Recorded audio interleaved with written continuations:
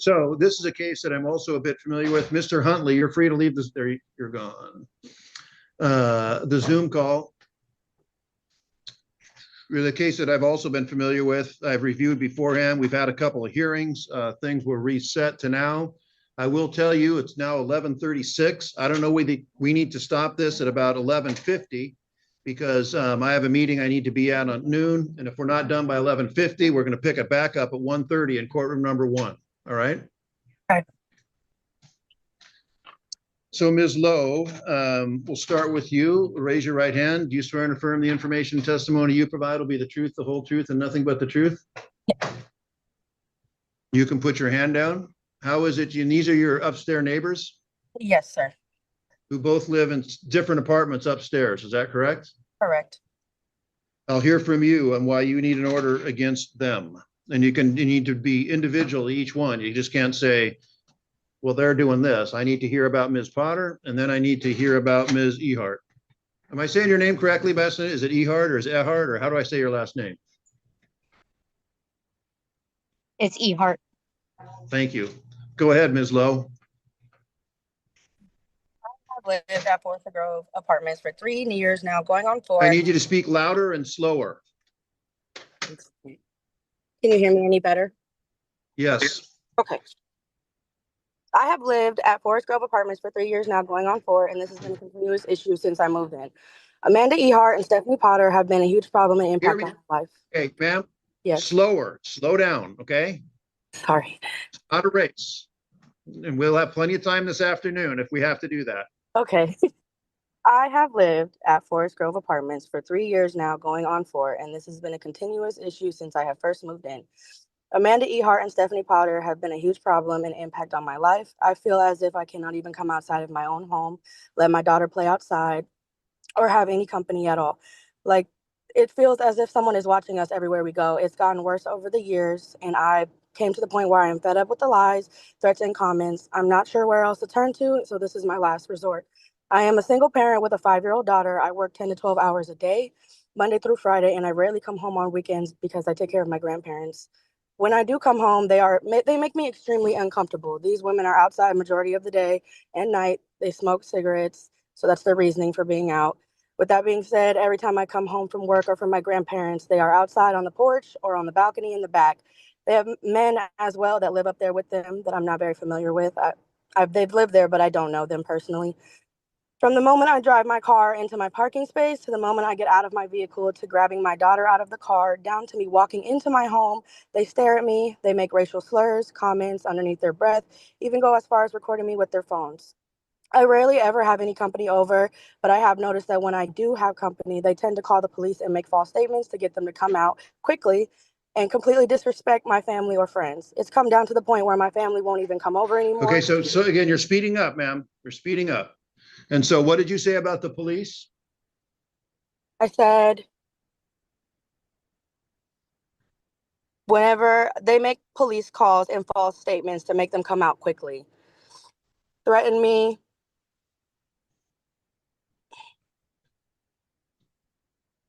I'm sorry. So they're calling the police on you? Yes, correct. Correct. To get them out and completely disrespect my family or friends. It's come down to the point that my family will not come over anymore because of how uncomfortable they have made me and them. They had come downstairs on multiple occasions throughout the years, banging on my door, blowing smoke in my face, threatening me, all for minor instances. We do have a 10 a.m. to 10 p.m. noise rule in our complex. At about 8 p.m., sometimes even as early as 6 p.m., they have called the police for playing music or parties. I only have 2 friends. Both have children with autism, and they are both nonverbal. So they do scream or yell occasionally, which I have already expressed to them before. I figured that they would understand that since one has stated that they have a son with autism as well. They do not care. I do not have parties, and I don't own any weapons in the home, from which they have told the police on multiple occasions. Another false report. I have offered police to come into my home on multiple occasions, but they have stated that there is no need.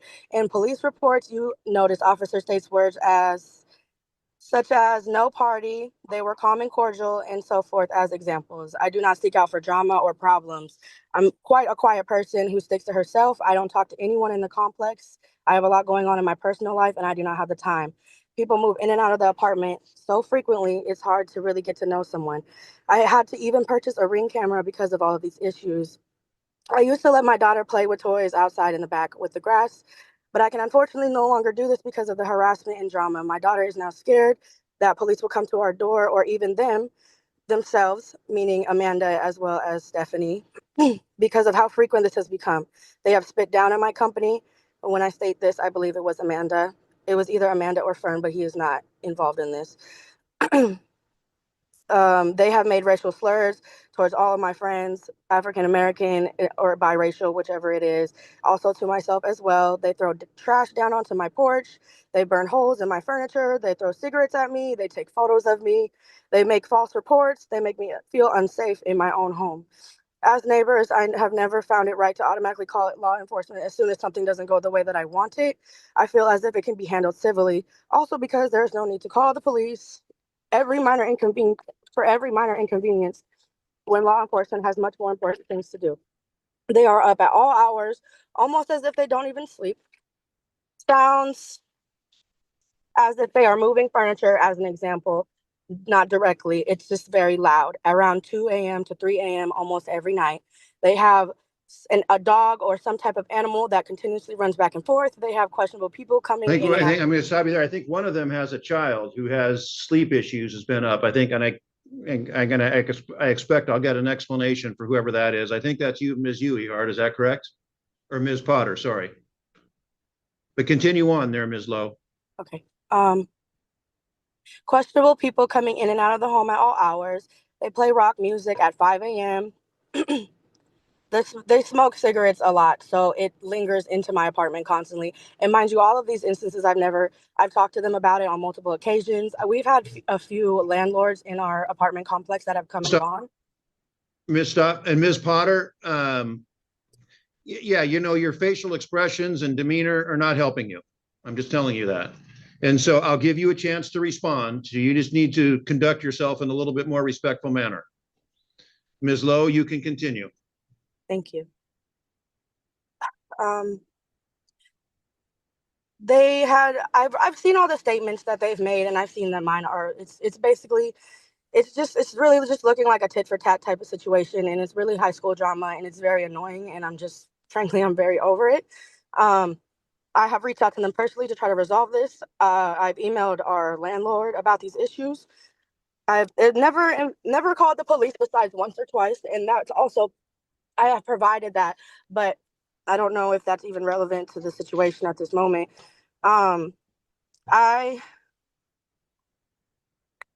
I am trained and certified in crisis intervention. I am very well able to de-escalate many situations in many different settings. I've tried with them multiple times. It just does not work. With my previous fields of work, I am set to be in hostile situations on a daily basis. I would really appreciate it if I didn't have to deal with that at home as well. We have a few landlords that come and go, as I stated. But every single one of them, at some point, I have reached out about issues with Stephanie Potter and Amanda Ehart, our most current landlord. I have been speaking about these issues to since 4/27 of this year. And he stated, I have no incidents or documents of any complaints besides the ones I have made myself against them. They don't try to speak to our office. They immediately call the police to try to make malicious acts against me or to try to scare me. Our last court date was on 5/27 of this year. That evening, I had my screen door open, and while I was cleaning in the kitchen, I overheard them talking about me. And everybody that made a statement, sorry, everybody that had made a statement about them calling us worthless and trash, and that if my harassment order is granted, they will get my daughter involved in all of this. They are trying to find ways to retaliate me for filing harassment, and I just want peace. I want to be able to sit outside and let my daughter play with her friends and enjoy her company in my company, as well as they get to do so without any worries, or even be able to just open my windows or screen doors without hearing someone talk about me in terrible ways. This has affected my mental health, the constant worry of what's going to happen. This has affected my workspace, large amounts of stress, and this has also affected my means to be at home. I would really appreciate it if we could get this order in place so I can feel as if I have some stability I am asking for this protection order for threatening, intimidating, and stalking behaviors with these two parties. I feel cornered and outnumbered. It's me versus the four of them. And when I say four, I mean... Ma'am, there's only two here. Yes. I only see orders against two folks. So that's the only thing Correct. that's in front of me here today. Correct. I'm just putting that out there as to there is more people that live there as well. But yes, it's mainly them two, but it's just me versus them two, if that's in that instance. They use the fact that they are well above my age as leverage. They are not as charming as and as kind as they are appearing to be so. Per the other party statements, I have spoken with the apartment complex, and he has never stated that all three parties would be getting any form of an eviction notice. I also have this in email verification. The people that come in and out of their home make me feel unsafe. It's a hostile environment. I am not trying to kick anybody out. I'm not evil. I'm fair. I just want them to leave me and my family alone. I know that if this order is not granted, they will continue this. It will be worse than the high school drama I'm dealing with now, and they will try to retaliate with malicious intent.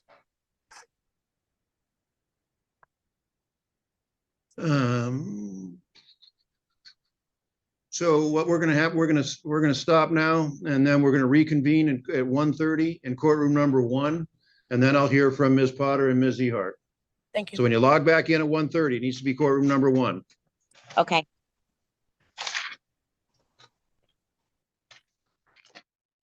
Happened. There's been no spitting, no throwing cigarettes at people. I mean, those are criminal acts. You know, I mean, and we don't act like that. We don't want our children to act like that. As far as knocking on her door all the time, I've knocked on her door maybe twice. One time was to DoorDash to her, and the other time was to ask her to turn her music down. I am completely uncomfortable in my own home now because of this. I live upstairs. There's going to be noises. There's going to be things. I don't make racial comments. I have friends that are different races and people of different sexual orientations. This has been mentally excruciating. My son is freaking out. He's schizophrenic and autistic, thinking we have to move. Because I was told specifically from Cambridge, if any of this goes through, all three of us are out. And I have nowhere to go. I have 2 jobs, so I don't know how I am sitting here doing this. They are both full-time jobs. I am hardly ever here. This is ridiculous, and I can't deal with it. I really can't. I don't know what else to say. How long have you lived there? I have lived here over 6 years, and I've never had a problem with another neighbor. There is nothing in the file. How long have you lived here? Ms. Ehart? I have How lived long? here going 10 plus years now, almost 11. Okay, and Ms. Lowe, you've been there for about 3? Is that accurate? Correct. I'm going on 4. Was there ever a time when the 3 of you got along, or was this never gotten along? If I'm completely honest, yes. In the very beginning, when I first moved in, as I stated that they're always outside, they were outside smoking when I was moving in my furniture on my first day. And I was with my mother and my little brother, and we introduced ourselves.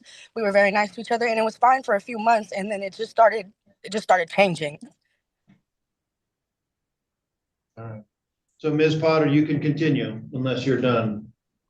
Well, that had to do with the parties, which I have to say she hadn't been doing for quite some time. But in the beginning, they were all-night parties, yelling and screaming. Her boyfriend and her were going at it at the time, all the time. There were other neighbors that were calling the cops that no longer live here. And from my understanding, they left because of all of it. But that's been a couple of years ago. Now, this only other instance was the night of the barbecue stuff. Well, tell me about that. So I came home from work and there was music pounding in my apartment from downstairs. So we went outside and I noticed they were barbecuing. There was all this smoke everywhere. And I said, "You're not supposed to be barbecuing." And she was all, "Bitch, I don't have time for this right now. I am not dealing with this." And her friends started making racial comments to us. One of them said that he had a 9 and knows how to use it, not a knife, like the police report says. That's why we called, because we got threatened. Also, they were drinking and smoking weed, and one of them proceeded to pour alcohol on the flames, so it flamed on more because they were mad that we called the police. So, and then the police come, and there was a witness sitting on the back porch that heard the whole conversation between the police and Miss Lowe and her friends. Do you smoke? Yes, I do. I have smoked for over 30 years, all through cancer treatment, all during all of that, and I still smoke. But that is my prerogative and my business, and I don't think that anybody should tell me that I shouldn't be doing this or that when it comes to this kind of stuff. I'm 51 years old. I know the risks. I've been through them. I'm in remission now. I had stage 4 laryngeal cancer. I have a tracheostomy site that still has a hole that I deal with every day. But I've been in remission for over a year now. And that's the other thing. If I was doing this all these years, for a year, I had a tracheostomy and I was going through cancer treatments and all that. So really, I'm going down and pounding on her door with that thing and my talking device. Well, I think hang on just a second. My point was really going to be, if you're smoking, why are you complaining about her barbecue smoke? Because they were pouring the alcohol on there and the flames were coming up. You told me that was after After the what? police showed up, after the police were called. No. That was why we called the police. That and the comment made by one of her friends about the 9.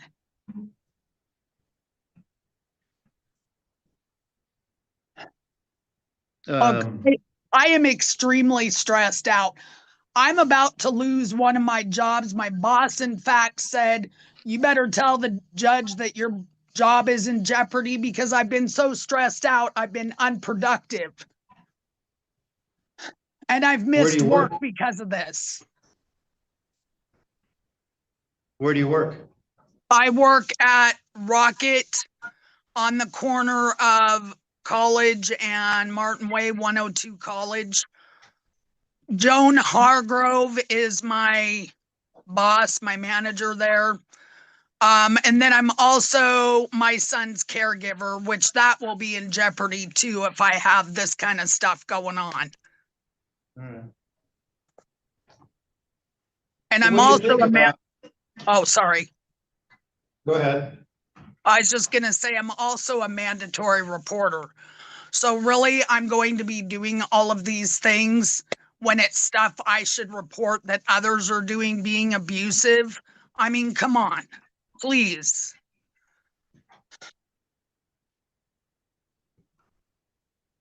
I don't call people names. I mean, how do I hold jobs if I'm doing this kind of stuff all the time?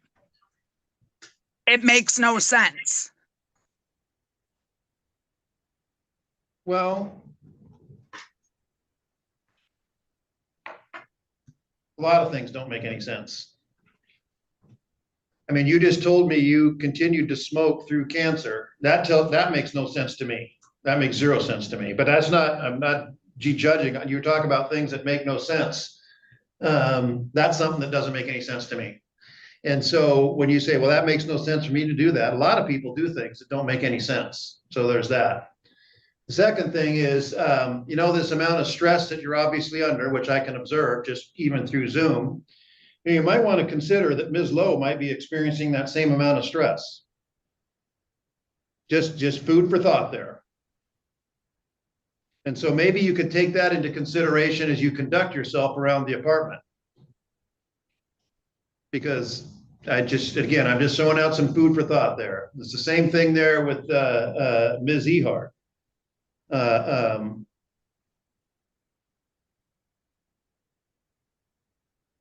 But here's So here's what's gonna happen today. So I guess I would say one other thing. You know, you had said that if the order goes through, you've been told by the establishment that, you know, that everyone's gonna have to leave. I would think that you would conduct if that's true, I would think you would conduct yourself going forward in a manner that keeps that in mind. I don't want to do anything that's going to put my living arrangement in jeopardy. So I mean, maybe take care, maybe not smoke where secondhand smoke can get into Ms. Lowe's space, and just be considerate.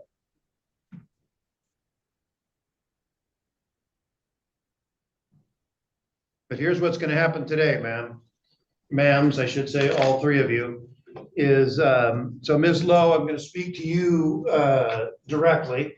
And that is, you know, I read when you, so it seems like, well, it was a long time ago now, but this morning when I read the definition of harassment, and, you know, it's directed at a specific person, serves no lawful purpose and what have you. You know, a lot of the things I've heard, like I said, I can't enter an order that that gives you good neighbors. I can't enter an order that says, you know, that tells people how to behave. I can't enter an order that says, hey, you can't smoke. If she's complying with the rules around the apartment, then with whatever those rules are with regard to smoking, there's nothing I can do about that. I can't order her to be considerate. You know, the things that where you said you overheard things that were said, and that's the other thing, Ms. Potter, everyone's on their best behavior when they come into court. Everybody's a saint when they appear in front of me, but I live in the real world too, and I know things are a little bit different when I'm out there. When the things that happen out there are a little bit different from what's relayed to me in court. I get that. But the other thing you may have overheard with them, for lack of a better term, bad mouthing you. You know, that's, you know, that I liken that back to the comment that I made earlier about what you see all too often in social media, like tell this person to stop bad mouthing me or stop talking bad about me on Facebook or what have you. You know, I can't stop that, nor can I stop, you know, gossip among tenants. And if these people are going to gossip amongst themselves, you know, frankly, there's not much I can do about that.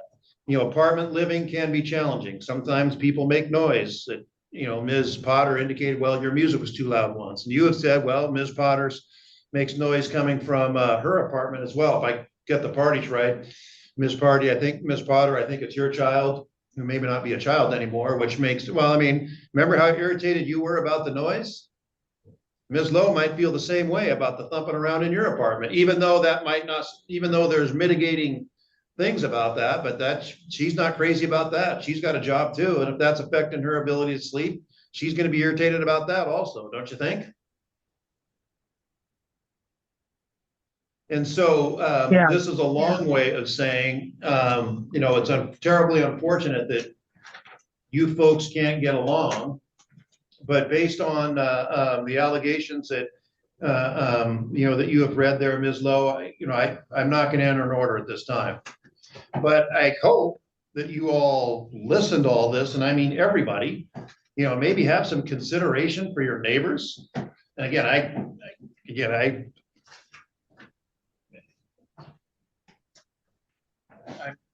well, I'll leave this. I mean, if you're gonna smoke, maybe you can do it in a way, or go out in the front, or away from her where it gets her here. You know, that might make a little bit extra effort to be considerate. But, you know, which I can order, but I think if you really have an interest in making sure that you're not going to get in any more trouble, the police aren't going to be called, you know, all of you can kind of conduct yourself in a manner with that in mind. I don't want to leave here. I want to stay here. You've been here for years. You don't want to do anything to mess that up now. You understand and that's to everybody. You understand that, Ms. Potter? And I need you to, it's helpful to speak out loud. You can unmute yourself. Sorry. Yes. Ms. Ehart?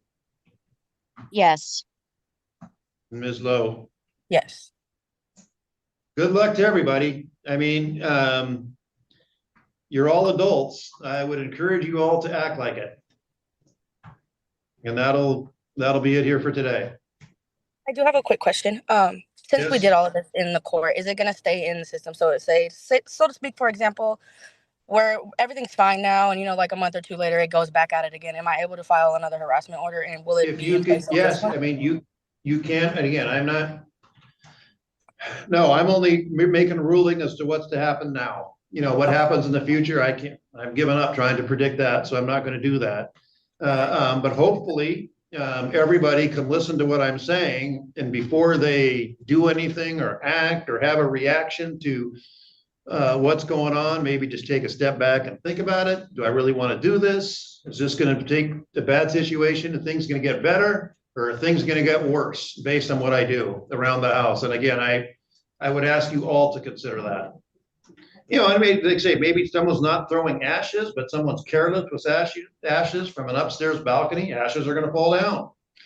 Be careful about that. And I just, yeah, I'll just leave it at that. Does that answer your question, ma'am? Yes, it does. Thank you. Good luck to everybody. I hope you have it figured out there. It'd be a big deal for you all have to uproot at this point, and hopefully that won't happen. We won't come to that. Thank you. I don't think anybody wants that. No. No. All right, well then act accordingly, and we'll sign off here today. Thank you. Thank you. You can get a copy of this off the district court website. Okay. Okay.